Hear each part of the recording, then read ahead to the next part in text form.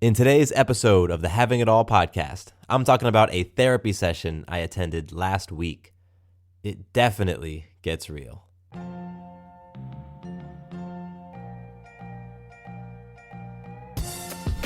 Welcome to the Having It All podcast, the show about what it takes to live an abundant, loving life. My name is Matthew Bivens, and each week I'm helping you get out of your head so that you can truly have it all. Let's do it. I am so damn excited for today's show. And if you are a repeat listener, if you listened to any of the episodes before, then you're probably wondering why this one sounds a little bit different.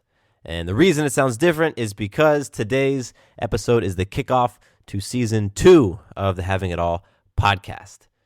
Yes, I know I'm like 50-something episodes into this show, and we're just now doing season 2, but I wanted to call this a new season because I am bringing some big changes to the show, and I wanted to signify that and really put the stamp on it by calling this season 2. And it's my show, so I can do whatever the hell I want to do with it. So what can you expect on season 2? Well, I've got new music. I've been really inspired by some of my favorite podcasts out there, and one of them actually that inspired this idea was a podcast called Myths and Legends. One thing you'll learn about me is I'm a big dork. I love sci-fi. I love science things. I love ancient history and myths and urban legends and all that stuff. So I actually don't listen to a lot of quote-unquote self-help or personal development podcasts. I read a lot of those books and I engage in hours and hours of those conversations elsewhere, but when I'm in my podcast zone, when I've got my headphones on, I'm listening to things like Stuff You Should Know and Myths and Legends, and I love Freakonomics. You know, I like some of those things. So anyway, I'm going off on a tangent. What was I talking about? I was talking about the new things on season 2, new music. So you're going to hear new music on the show throughout each episode, and I will shout out, the creator of the music at the end of the episode, and I'll put links to where you can check out their stuff in the show notes. Another new thing that you can expect now is new production. I'm actually producing this show 100% on my own now.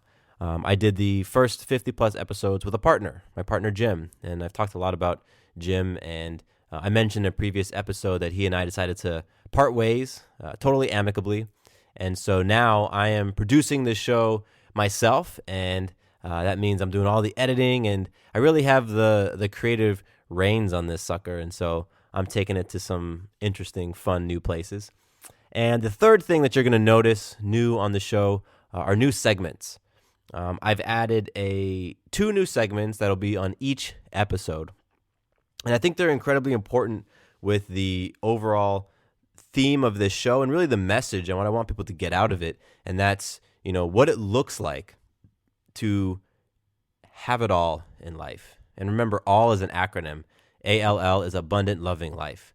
So it's not about having anything. It's really about that experience. But what does it take? And I think 2 things that it takes. First of all, it takes massive action. In order to live a life where you feel on fire, you feel fulfilled, you feel joyful and peaceful, and you're just it's fucking it, right? Like, it's the thing that you dreamed of and envisioned. It takes massive action. So I'm adding a segment in each episode that's called Move. Move, because it's movement that's going to get you from where you are to where you want to be. So you can expect a segment on each episode called Move, and there's going to be really specific action items, things that you can really take away from and sink your teeth into on each episode for you to go do. And so that's one of the new segments. The second new segment is gratitude. It's gratitude. Gratitude is so damn important. I think that it is essential to living and experiencing life as full of abundance and love, especially that abundance piece, man. It's like we have so much. We do. If you have an internet connection and you're able to listen to my voice right now, if you are wearing headphones or are driving in a car or are listening to us on the computer speakers, if you possess any of those things, or if you even fucking have access to any of those things, you are on such you are so wealthy in terms of the world, the earth, the people on the earth. It's insane. But it's something that we absolutely take for granted. I'm recording this from Atlanta, Georgia in the United States. I live in, middle class life. And if you just look at the things that I have access to, the opportunities, the resources, the things I possess, I mean, I'm fucking wealthy when it comes to the world standard. And I know a lot of you are as well. So at the end of each episode, I'm going to share what I personally am grateful for. And it'll be something that I'm hoping, the intention is, it just gets you thinking about what you're grateful for, and perhaps you go and express that in your own way. So that's what you're going to see, those two new segments, Move and Gratitude. Now, with all the changes in the show, there are things that I'm keeping the same. And that's really the rules of the show. And so, when I set out to create this show, I had a couple of rules in mind that I wanted to make sure that each episode, each time I hit record, I am following these rules. And that's really the part of the groundwork for me, just doing this in the first place. And the first rule is that whenever I hit record, I have to be raw, unfiltered, authentic, and bold. I have to fucking bring it, because to have it all in life, to have an abundant, loving life, is not easy. It requires, in my experience, and everything I'm talking about on this show, if you're a new listener, this is my experience, right? I have been insanely intentional about my personal development, about experiencing balance, about choosing love, about moving, getting into action. I've been insanely intentional about those things. So when I'm speaking from my own experience, and I'm speaking partly from the coaches and the mentors that I've surrounded myself with, and passing along some of that wisdom to you. So when it comes to being authentic and bold, that's me just bringing it, sharing the breakdowns that I experience, sharing the breakthroughs, sharing the things that have scared me absolutely shitless, but I still went through them. And also owning that I'm still on this journey, right? Like I don't have it. I don't know it. What I will always say is that I understand. I understand today. Like this, my experience and the things that I'm sharing is what I understand at this point in time. I might understand anew tomorrow. I will not claim that I know these things. I'm not saying this is a fact. This is something that will never change, because I found that with myself on my journey, constantly pushing myself, constantly stepping into fears, I am constantly evolving. I'm constantly understanding myself anew. So that's that first rule. Be raw, unfiltered, authentic, and bold. The second rule is to provide value. I want to make sure that I'm actually giving you something to walk away with on each episode. And it's not simply me hitting record so that I can just talk. It's like to hear myself talk, or to stroke my ego that I have a podcast that people listen to. That's if I'm doing that, if it comes across that way, please fucking tell me. That's not the show that I want to create, and I don't want to waste your time by just talking in your ear and not actually giving you something of substance. So the second rule is that the show has to be valuable. And the third rule is that I need to be creative and have fun, right? Like when I'm having fun at something, I put all of myself into it. And so those three rules, that's what I set out to do in the beginning of this show, and I'm keeping that in mind in season 2 with all these new episodes. And so now, before I get into the meat of this episode, because there is some juicy stuff that I just can't wait to share, I do want to revisit the section called Move. And, I actually don't have a great title for it yet. I'm calling it Move because that's what, when I'm talking to people and they're caught up in their head and caught up in their shit, or myself, when I'm caught up in it, I say, move. Right now you're thinking. Right now you're processing. Right now you're justifying and rationalizing and defending. Move, and stuff will shift. So that's what I'm calling it right now, move. But I might have a different sort of title for that section later. But anyway, what I really want to get across about this is that in my experience, things don't change in life without your active participation. And if you're listening to this show, if you're interested in shows like mine and other podcasts or books or whatever out there that's helping you to achieve a greater version of yourself or transform, however you want to describe it, then you aren't looking for like the tiny shifts, right? Like who cares about that stuff? If you want to, nobody wants to just add an ounce more courage or experience an ounce more love, right? You want a whole fucking ocean's worth of those things. Like you want to shift from feeling scarce about love and scarce about money and scarce about relationships to feeling insanely abundant. You want big shifts in your life. And in my experience, the only way to get those big shifts is to move, is to get into action. And now sometimes movement means saying no. Movement means slowing down. Movement means doing less. But it's this idea of being intentional, being proactive, taking it upon yourself, doing something that makes you feel uncomfortable, doing something that requires courage and requires guts. That's what I'm talking about. So I'm super excited to share that segment with you all and really to get into the movement, but then also to hear from you all what your experience is. That's been huge for me. Season 1 was so cool when I would get emails from people and just be able to hear their stories. And a lot of the questions I would ask, because I answer every single email. And so if you're listening and you got it and you shot me an email, you should definitely have heard back from me. If you haven't, email me again. Freaking hunt me down online because I make it a point to respond to every single email.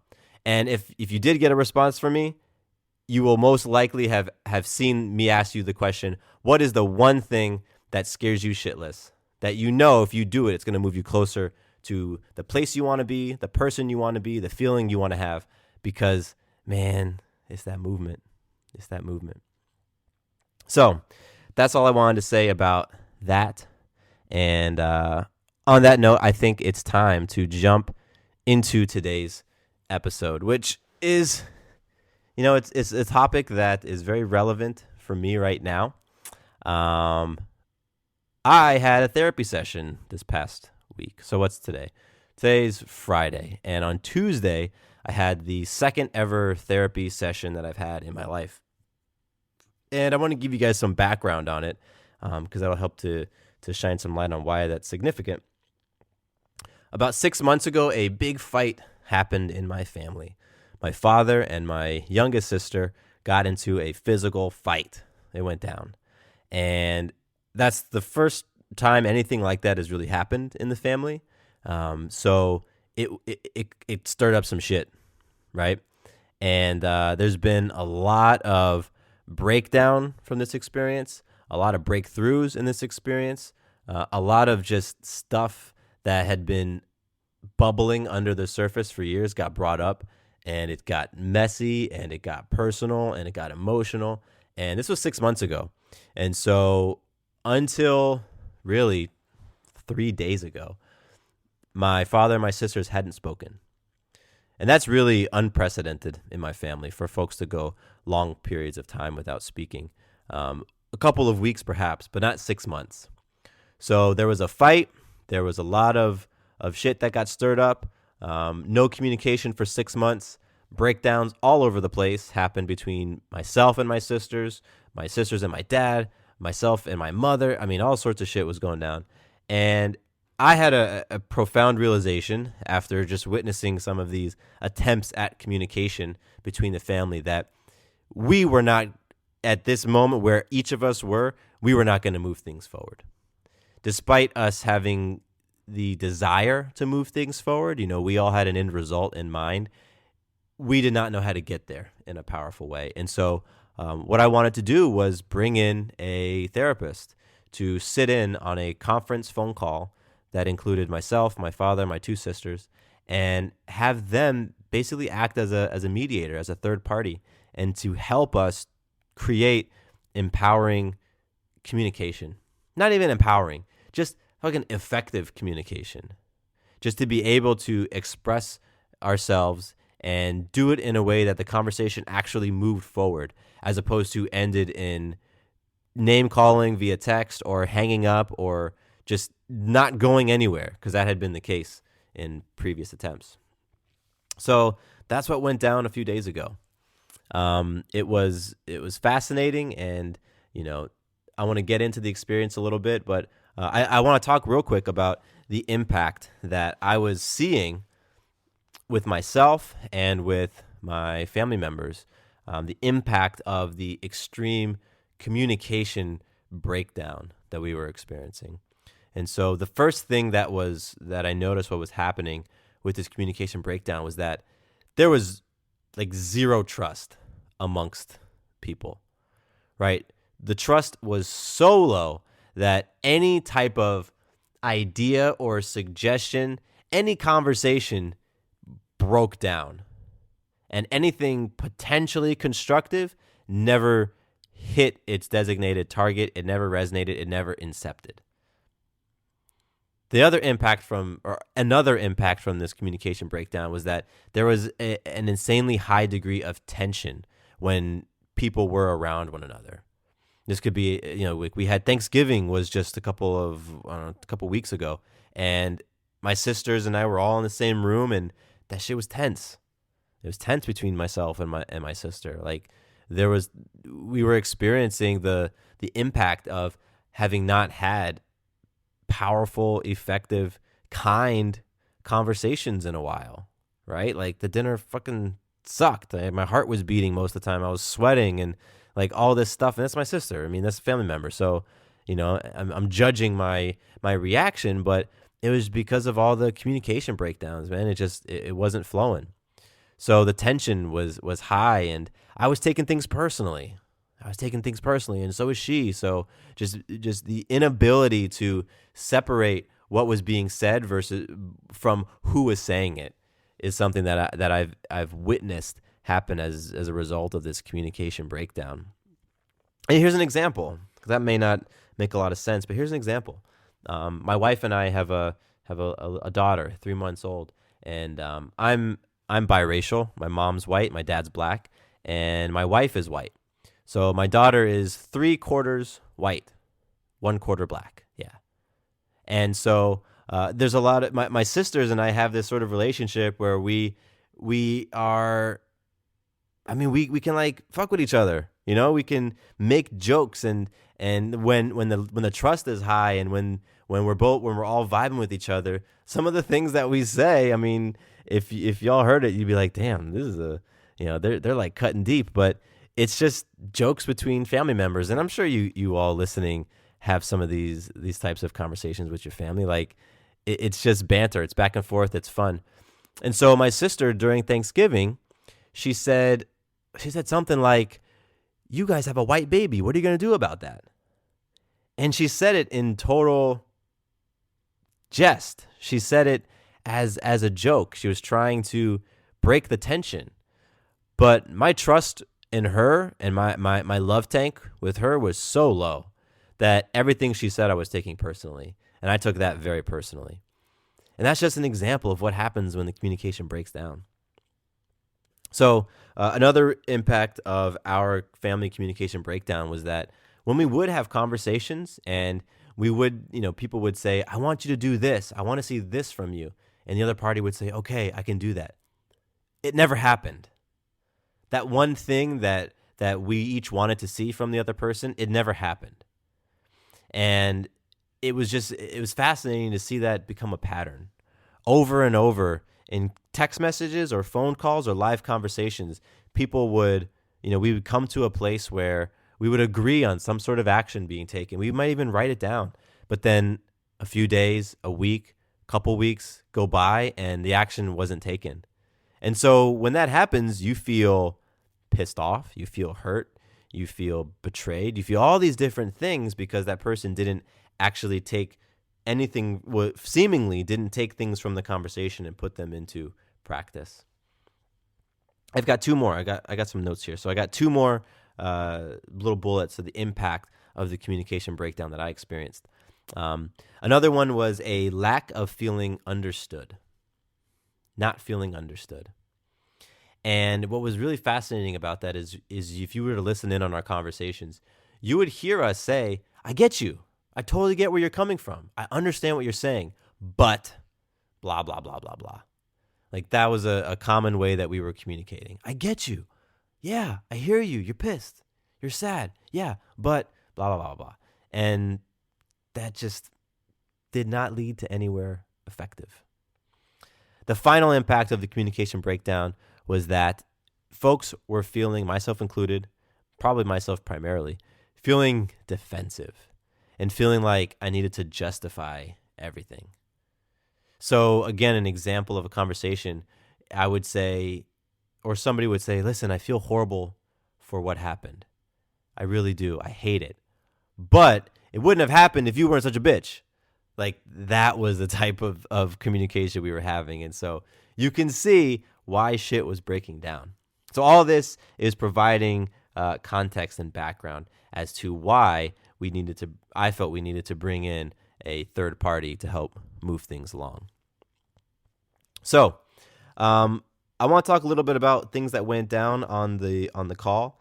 And, I wanted to address this because when it comes to like doctors and medical professionals and health professionals and things like that, there's this conversation about privacy and, things that are said in this room are never going to leave this room.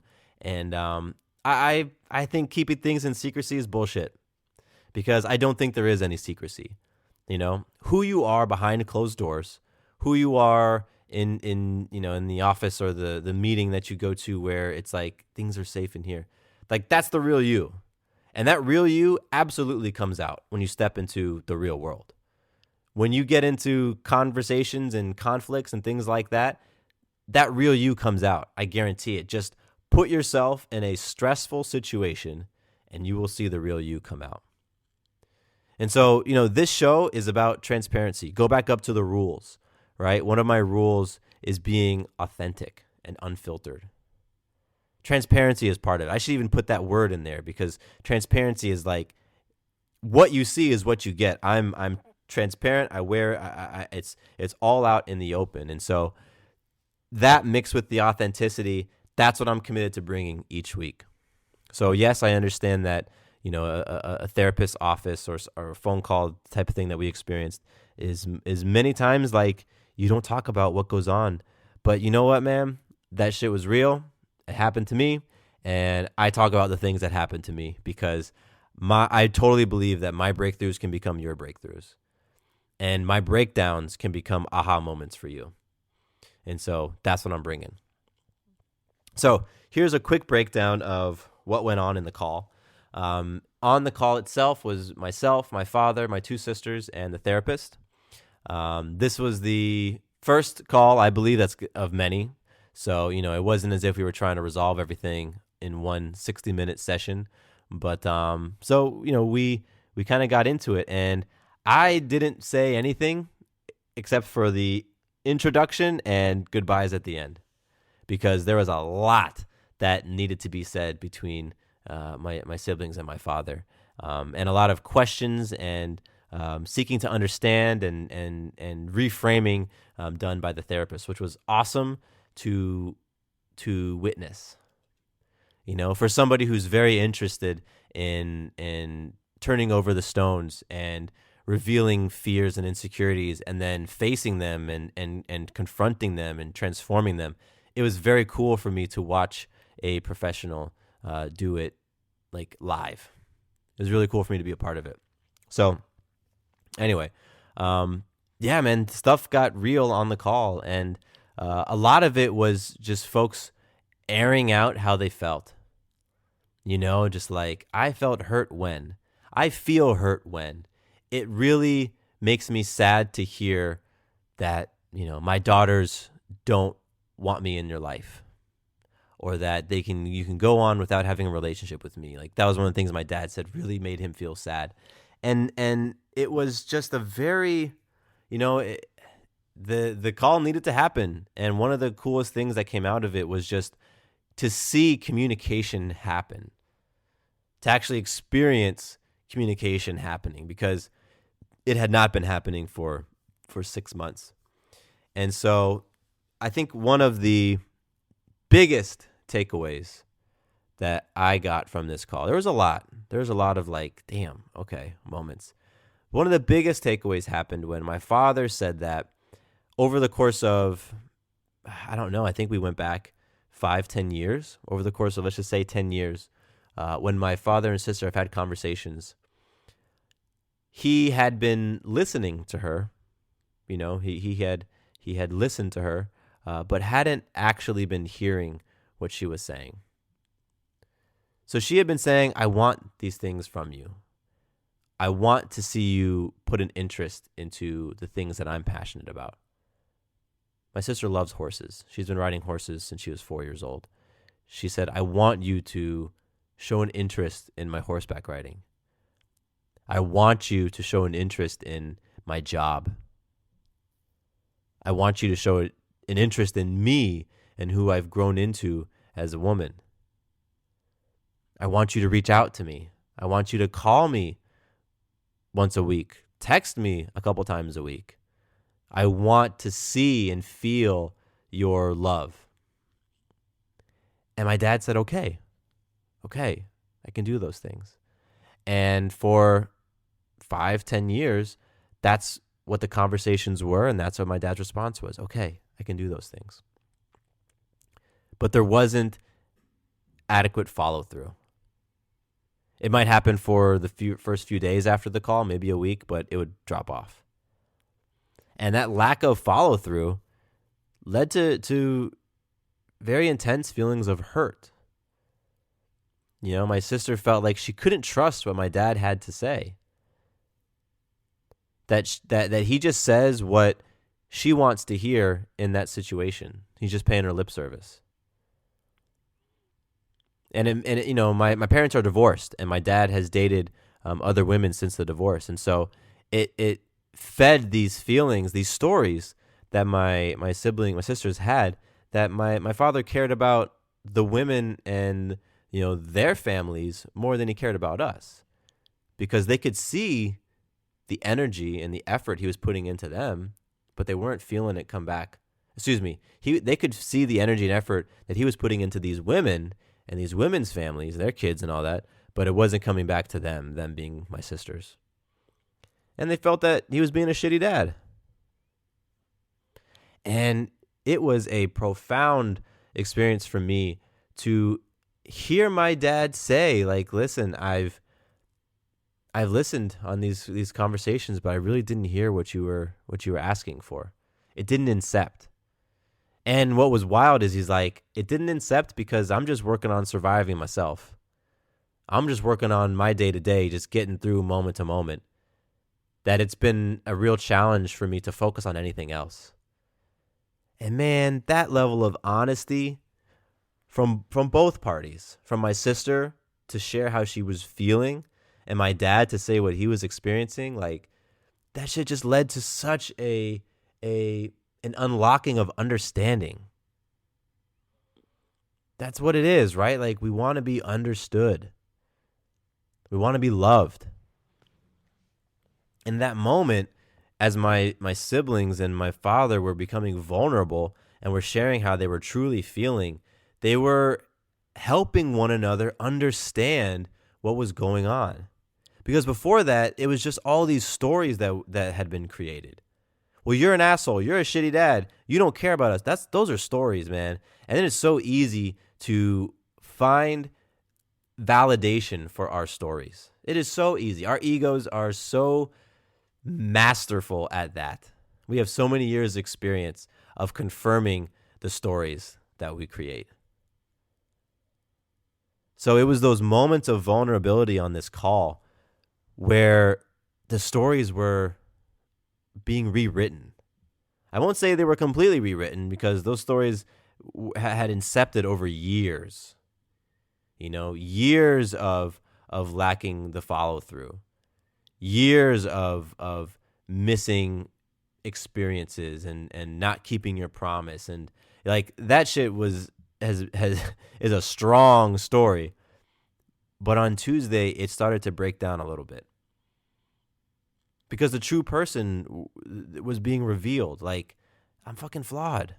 I'm human, and my sisters, I could hear that they respected that transparency. And, I didn't have much to say on the call because they had a lot to say, but it was really impactful to hear everything that was being shared. And so, I thought about my own experience with this, and by this I'm meaning when you're in a conversation with someone, and you can get so caught up in your emotions when you're having a discussion with especially with a loved one, and you get really caught up in what you're actively thinking and feeling while the other person is sharing. And what has happened to me is that, and obviously it's happened to my father, you completely miss out on the opportunity to really connect with what that person is saying. And it's been my experience that without that connection, the follow-through doesn't happen. So without empathy, that genuine effort isn't there. That genuine effort to love that person the way they want to be loved isn't there. Because that's really what my sister was asking for. She was saying, love me in these very specific ways. Simple ways, but specific. And my dad wasn't loving her in those ways. And it's because he was thinking about, he was processing his feelings. He was thinking about his response. He was probably working on his judgment and his emotional, visceral reactions as she was talking, that it didn't really connect and incept. And, I totally have experienced that myself. The woman that I dated before dating my wife, Sarah, it's really funny. A couple weeks ago, I was in our basement and I was pulling out, I think may have been the Christmas decorations or something, putting away the Halloween decorations, something like that. I came across a storage bin that had all of these old art projects that I had done. I used to be very much into sketching and painting, and I would customize sneakers, very big into like Nikes and Air Jordans, and I used to customize them and all that. But also in that box were journals, old journals, because I used to write a lot as well. And I'm flipping through these journals, and what I found were my entries during the time that I was dating this woman, and I was emotionally all over the place when we were dating. And one of the things that I would do is after her and I would have an intense conversation, you might call it an argument. After we have one of these intense conversations, I would literally write down what happened and write down what she said she wanted to see from me. Because while we were having these intense conversations, I was so caught up in my emotion. I was so caught up in my head that if I didn't write that stuff down quickly, I would lose it. It'd be gone. Because it never went from my head into my heart.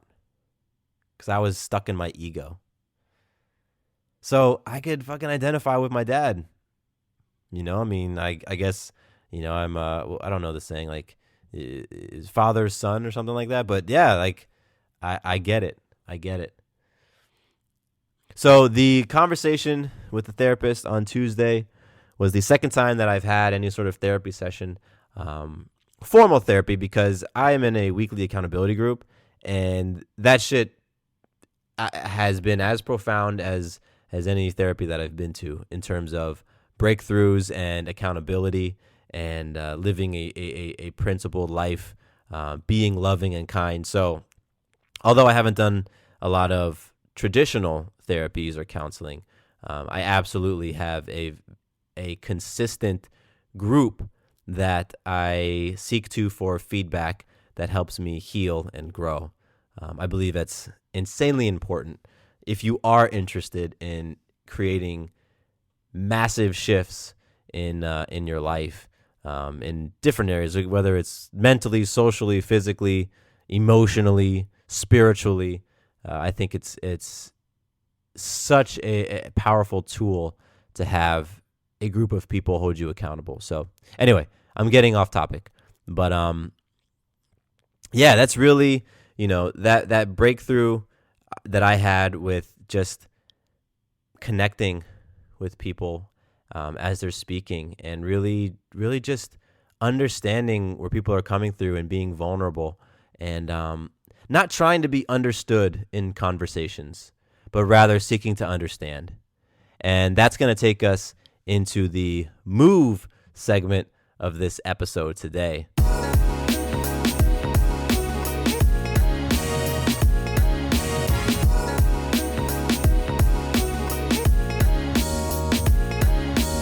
Moving is all about that massive action, remember?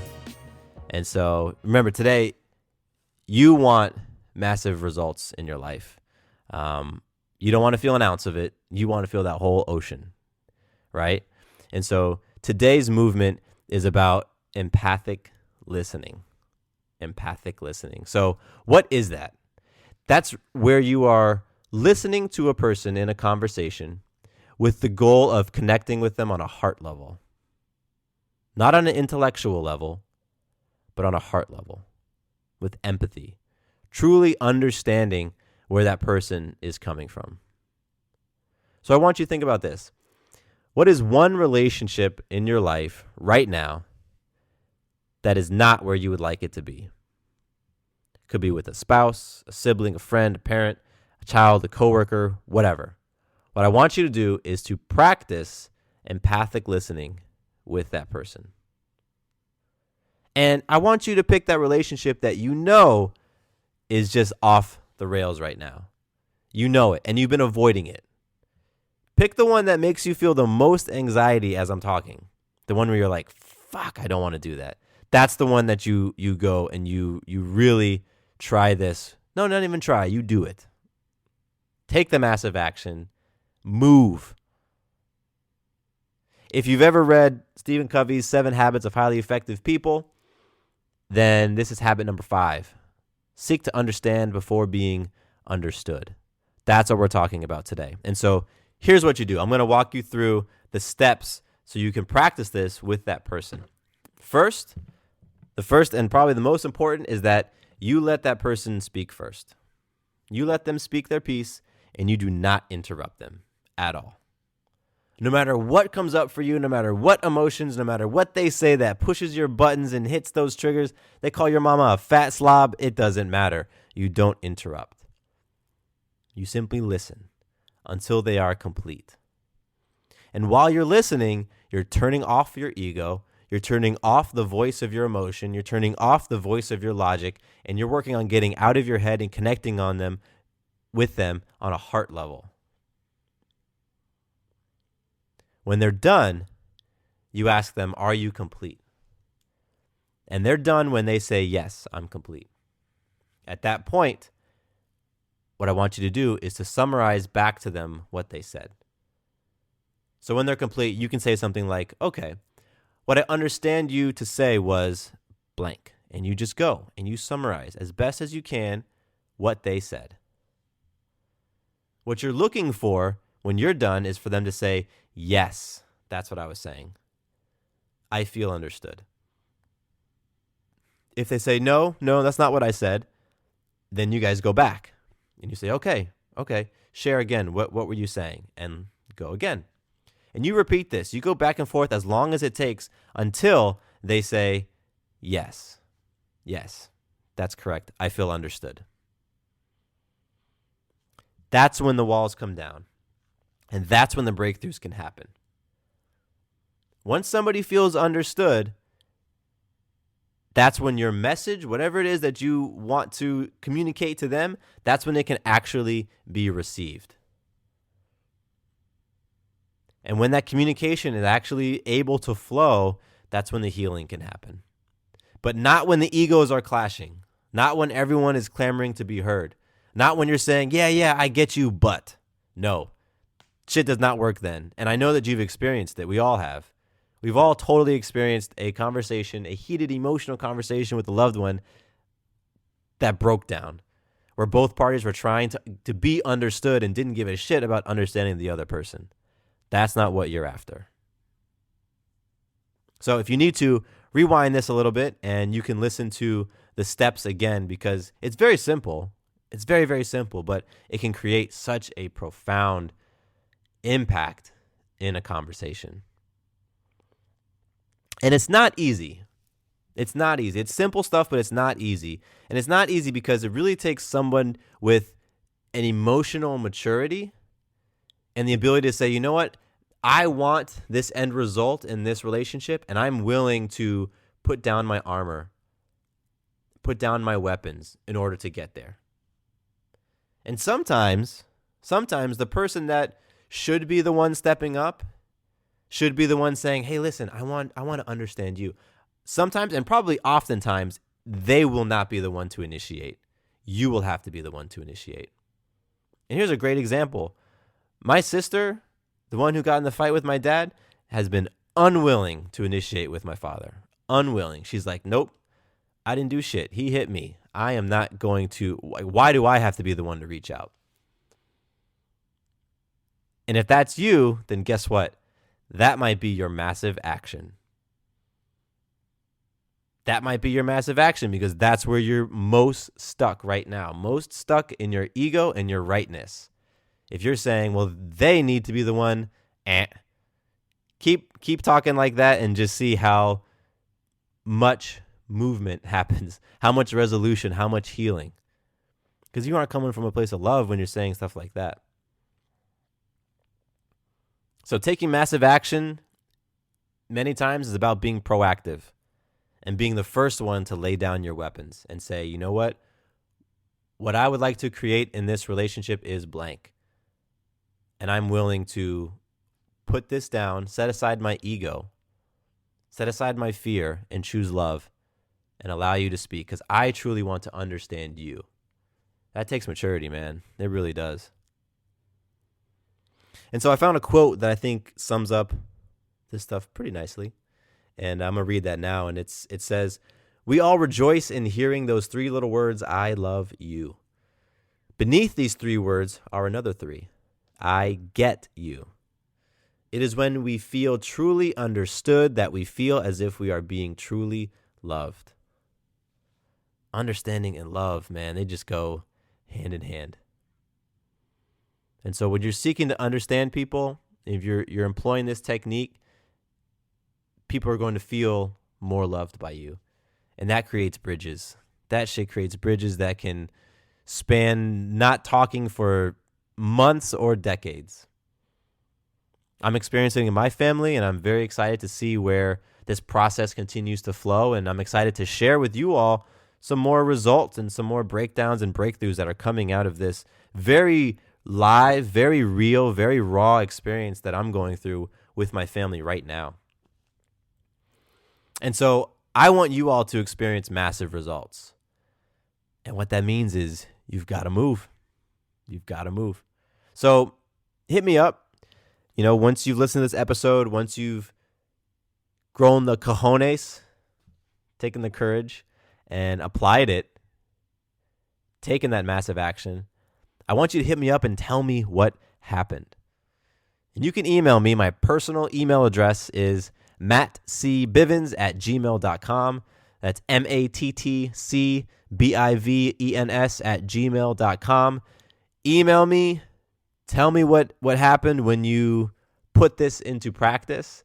And I promise I'll get back to you and, share your breakthroughs with me or your breakdown. Shit. Maybe you're so scared that taking this massive action is giving you anxiety. Tell me about that too. I want to hear it all.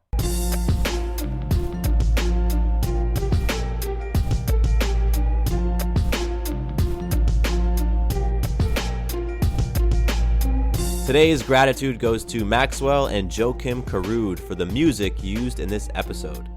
I've put links to their tracks in the show notes, which you could find over at firesidenetwork.com. I also have some gratitude for Jake Heilbrun for the review left on iTunes. Jake, I really appreciate it, man. Thank you. If you yourself want to leave a review, then iTunes is definitely the best and preferred place that you do that. Reviews play a huge part in helping this show to reach new ears, and so I definitely appreciate each and every person who's taken a minute to leave a review. Thank you. I also want to send some gratitude to my amazing wife, Sarah, particularly for watching Maya while I've been in the studio tinkering and putting this episode together. Thank you so much, baby. And final gratitude goes out to you, listeners. Whether this is the first episode you've tuned into or not, if you're a repeat listener, I just want to say thank you. Thank you so much for supporting the show, for listening to some of the things I have to say. I really hope that something in today's episode resonated with you, and thank you for your time. With that, my name is Matthew Bivens, and here is to you having it all. Peace.